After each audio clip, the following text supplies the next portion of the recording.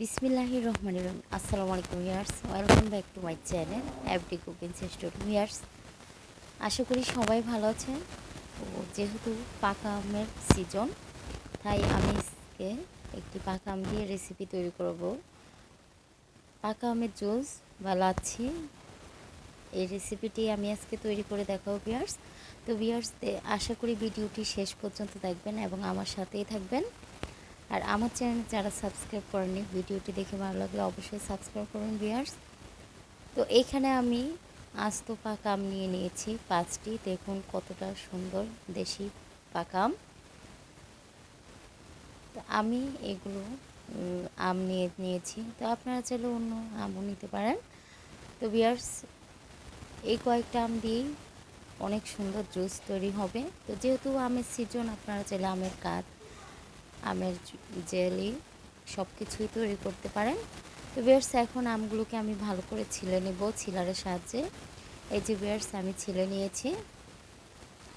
এখন আমগুলোকে চাকুর সাহায্যে টুকরো করে নেব, ছোট ছোট টুকরো করে নেব।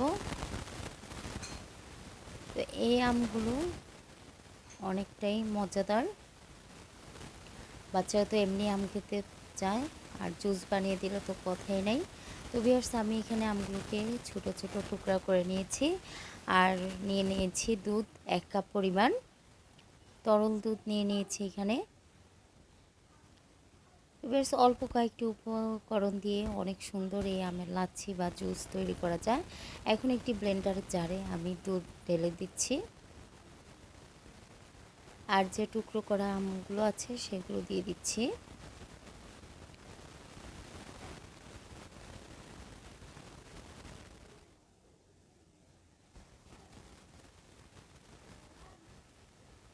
তো সবগুলো আমের টুকরোগুলো দিয়ে দিয়েছি।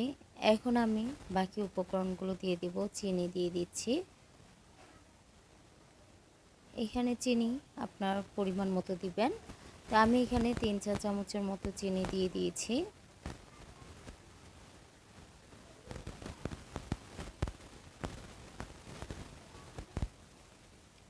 আর দিয়ে দিব গুঁড়ো দুধ।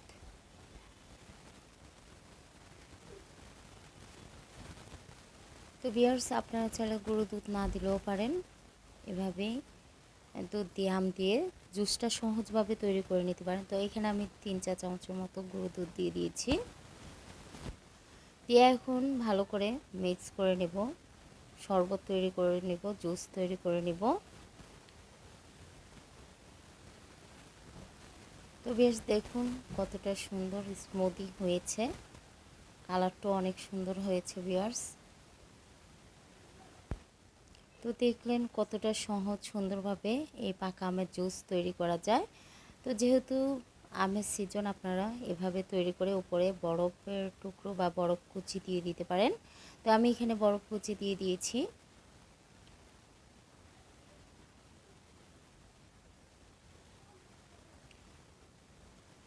তো ভিউয়ার্স, অনেক সহজভাবে আমি এই রেসিপিটি তৈরি করে ফেললাম।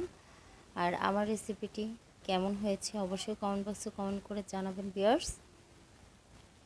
দোয়া করবেন আমার জন্য সবাই। ভালো থাকবেন। আসসালামু আলাইকুম। আল্লাহ হাফেজ।